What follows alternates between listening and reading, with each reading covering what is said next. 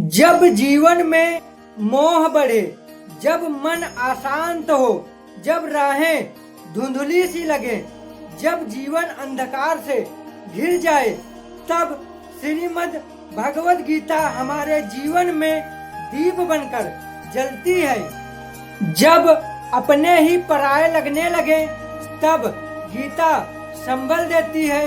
अर्जुन की तरह हम सब उलझे हैं रिश्तों में, निर्णयों में, जीवन में, और तभी आवाज आती है, उठो, डरो मत, मैं तुम्हारे साथ हूँ। तुम केवल शरीर नहीं, तुम उस आत्मा का अंश हो जो अजर है, अमर है। जो बीत गया उसे छोड़ दो, जो आने वाला है उसका स्वागत करो। आज हम आपको श्रीमद् भगवद गीता पवित्र ग्रंथ के कुछ विचार बताने वाला हूँ, जो आपकी जिंदगी में बहुत ज्यादा बदलाव लाएंगे।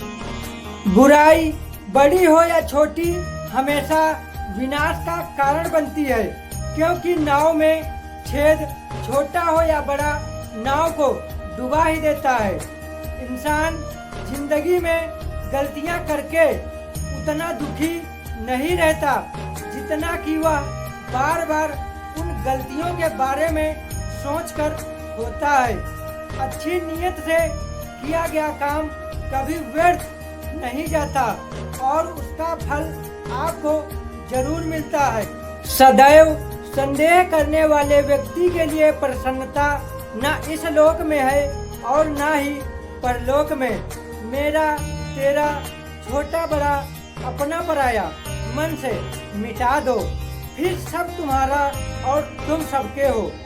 जो लोग तुम्हारी बुराई करते हैं वो करेंगे, चाहे तुम अच्छा काम करो या बुरा। इसीलिए शांत रहकर अपना कर्म करते रहें। यहाँ आप खाली हाथ आए हैं और आप खाली हाथ जाएंगे। जो आज तुम्हारा है वह कल किसी और का था और कल किसी और का होगा। प्रेरणा का सबसे बड़ा स्रोत आपके अपने विचार हैं। इसीलिए बड़ा सोचें और खुद को जिताने के लिए हमेशा प्रेरित करें। प्रेम का कोई रूप नहीं होता है। जब कोई एहसास खुद से ज्यादा अच्छा लगे तो वो प्रेम है। सम्मान हमेशा समय और स्थिति का होता है, पर इंसान उसे अपना समझ लेता है। आपका असली मुकाबला केवल अपने आप से है। अगर आप आज खुद को बीते कल से बेहतर पाते हैं तो यह आपकी बड़ी जीत है। कोशिश सफल हो या न हो, परंतु हर सफलता का कारण भी एक छोटी सी कोशिश ही होती है। दुख भोगने वाला आगे चलकर सुखी हो सकता है, मगर दुख देने वाला कभी सुखी नहीं हो सकता। जो मन को नियंत्रित नहीं करते हैं उनके लिए वह शत्रु के समान कार्य करता है।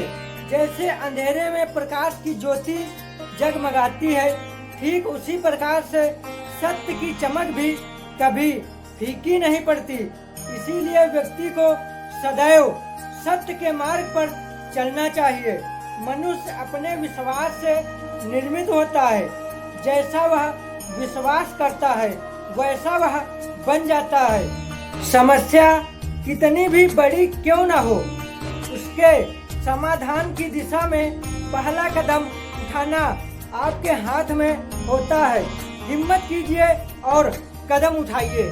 जो हुआ वह भी अच्छा हुआ, जो हो रहा है वह भी अच्छा हो रहा है, और जो होगा वह भी अच्छा ही होगा। मनुष्य स्वयं ही अपना मित्र है और स्वयं ही शत्रु। अगर हम अपने मन को वश में कर लें तो सारा जीवन संवर सकता है। क्रोध से भ्रम पैदा होता है, भ्रम से बुद्धि का नाश होता है और बुद्धि नष्ट होने से व्यक्ति का पतन होता है। इसीलिए क्रोध से खुद को बचाइए। जैसे मनुष्य पुराने वस्त्रों को त्याग देता है, वैसे ही आत्मा भी पुराने शरीर को त्याग कर नया धारण करती है, जो सुख दुख लाभ हानि जय पराजय में एक समान रहता है, वही सच्चा योगी है। यही है संतुलित जीवन का रहस्य। शांति उसी को मिलती है जिसने इच्छाओं और वासनाओं पर विजय पाई हो। बाहर की नहीं, भीतर की दुनिया को शांत करो। अपने कर्म को पूजा समझकर करो। जो काम कर रहे हो मन से करो। नाम, पैसा या फल की चिंता छोड़ दो। अतीत की पीड़ा छोड़ो, वर्तमान को अपनाओ। तभी तुम हल्के और आजाद बनोगे।